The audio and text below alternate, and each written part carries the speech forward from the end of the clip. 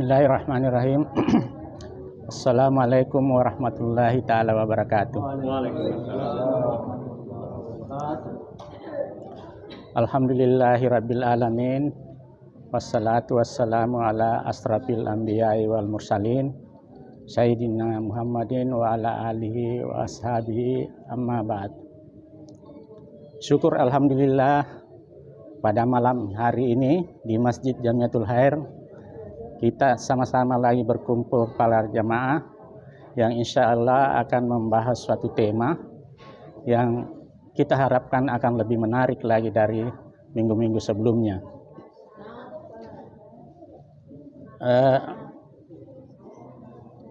Konten ataupun tema malam ini adalah yang banyak sekarang dibicarakan, yaitu majelis taklim. Majelis taklim, kalau di Indonesia dikenal dengan istilah majelis taklim, tapi saya dengar di negara-negara Asia lainnya seperti di Malaysia, Singapura itu tidak ada istilah majelis taklim. Kalau tidak salah Pak Ustaz, halakah. Ya. Majelis taklim ini sebagai awal biasanya di Indonesia di kota-kota besar sering diadakan, bahkan di hotel-hotel besar dan sampai ke desa-desa. Hanya mungkin istilahnya kalau di desa memakai kata pengajian. Nanti kita bisa pertanyakan Pak narasumber, kira-kira antara pengajian dengan majelis taklim apakah hanya karena beda istilah, pada dasarnya sama. Tapi pengajian itu kalau tingkat kecil rata-rata ibu-ibu, dan yang paling booming sekarang bahkan itu ibu-ibu memiliki baju seragam yang sama, bahkan 2-3 pasang. Itu juga menjadi tren sekarang. Dan hanya mungkin yang perlu diluruskan di sini, majelis taklim ini kalau tingkat ibu-ibu bukan hanya selawat, semestinya ada ilmu, ada keterampilan, ada peningkatan keyakinan dan sebagainya. Dan untuk hal itu mari kita dengarkan tausiah dari Pak Ustaz. Itu sementara kami persilahkan. Terima kasih. Bismillahirrahmanirrahim. Assalamualaikum warahmatullahi wabarakatuh. Alhamdulillah alladzi 'allama bil qalam 'allamal insana ma lam ya'lam. Asyhadu la ilaha illallah wahdahu la syarika lahu wa asyhadu anna Muhammadan abduhu rasuluh. Allahumma shalli ala Muhammad wa ala Muhammad. Bapak-bapak, rekan-rekan sekalian, topik kita kali ini adalah majelis taklim. Jadi masih ada kaitannya dengan topik sebelumnya karena berkaitan dengan ilmu. Kita sudah bahas bahwa ilmu itu berasal dari akar kata ain lam mim. Nah, sesuai kaidah bahasa Arab, apabila ditambah ta di depannya, maka itu bermakna usaha. Usaha mendapatkan ilmu, taklim. Nah, kalau allama itu mengajarkan, memindahkan ilmu. Jadi taklim itu adalah usaha untuk mendapatkan ilmu atau belajar. Nah, singkatnya belajar. Ini majelis taklim terdiri dari 2 kata. Majelis ini berasal dari kata jalasah. Jalasah artinya duduk. Ada M bermakna tempat atau kegiatan duduk.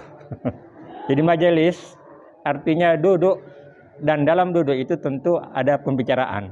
Biasanya mengarah kepada take and give, memberi dan menerima. Itu majelis itu.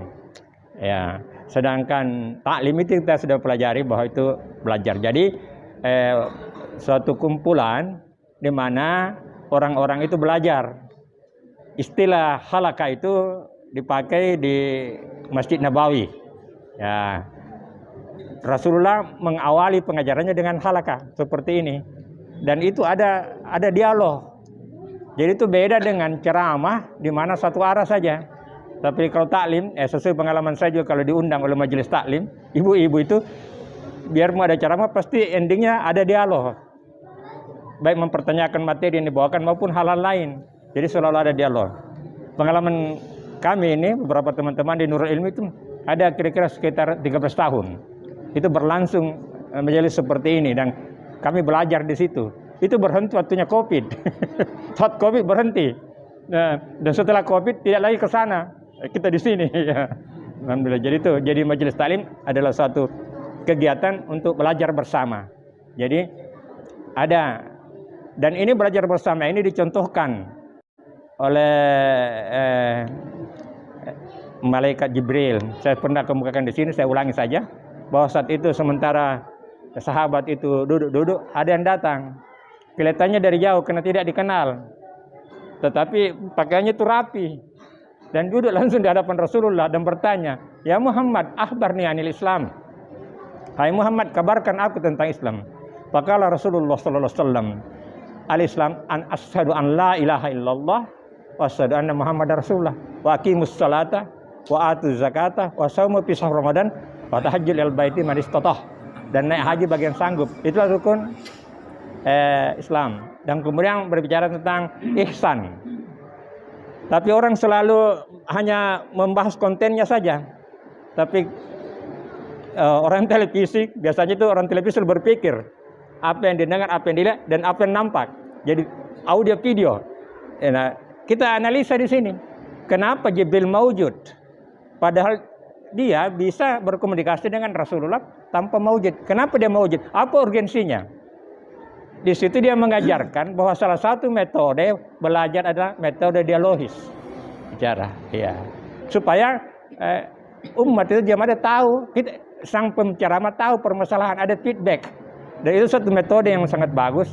Nah, alhamdulillah di masjid ini kelihatannya itu Islam media sudah mulai dilakukan itu.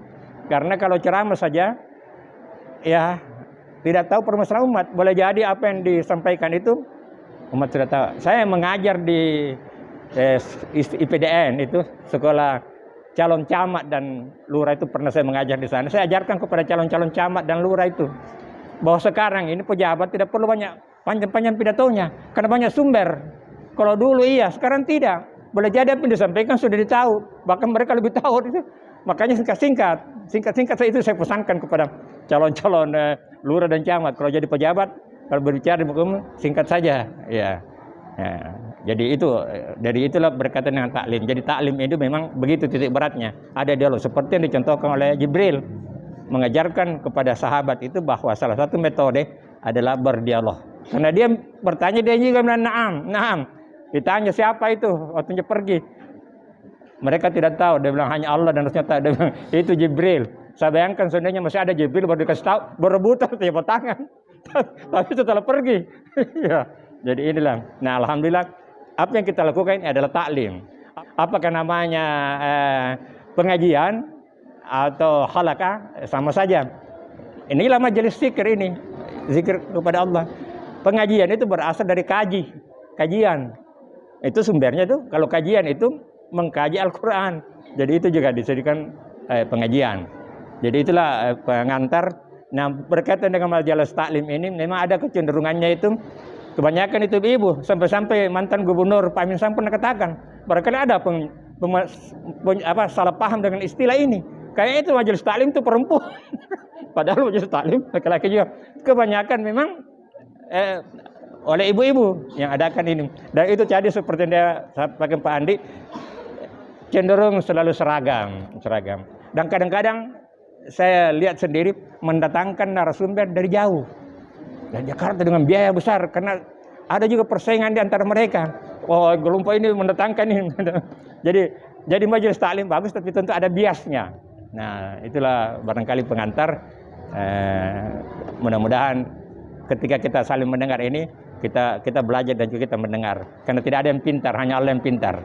Apabila seorang mengaku pintar, maka dia sudah bodoh dengan sendirinya. Hanya Allah yang mengetahui. Akhirul kalam, assalamualaikum warahmatullahi wabarakatuh. Bismillahirrahmanirrahim. Assalamualaikum warahmatullahi wabarakatuh. Alhamdulillah, nahmadu wa nusalli ala Rasulillah. Subhanaka la ilma lana illa ma 'allamtana innaka antal alimul hakim. Wala haula wala quwwata illa billah.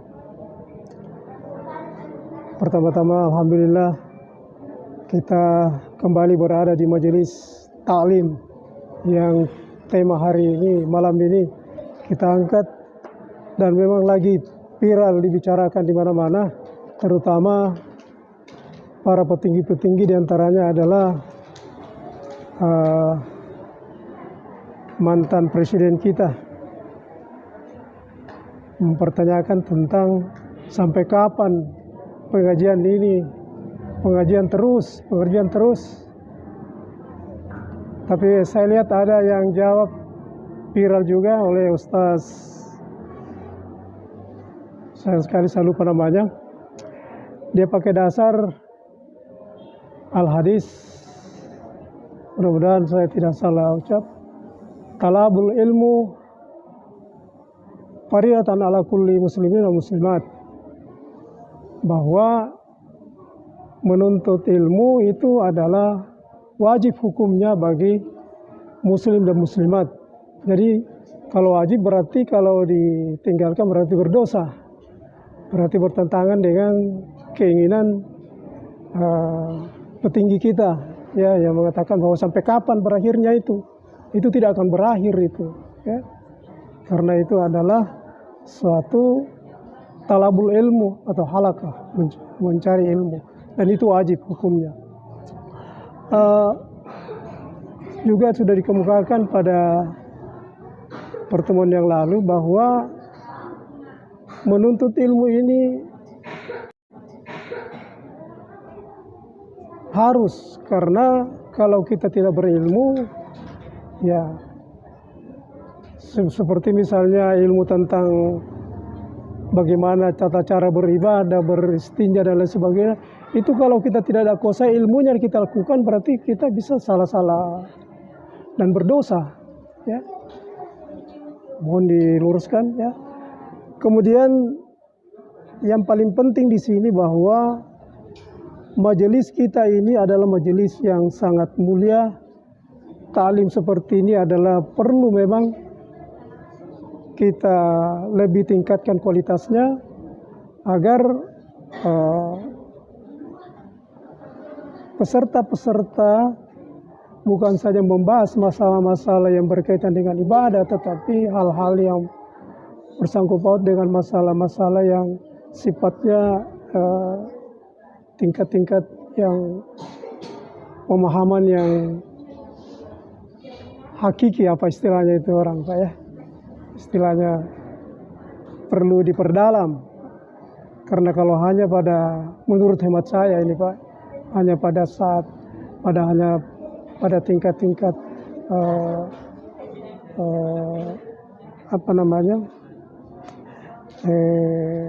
syariah, ya, itu mudah dipelajari, tetapi terkait dengan ilmu yang sifatnya itu ada perlu hidayah, harus ada hidayah dari Allah Subhanahu wa taala. Mohon maaf saya tidak berpanjang lebar karena pemahaman saya sangat terbatas. Lebih dan kurangnya mohon dimaafkan. Assalamualaikum warahmatullahi wabarakatuh.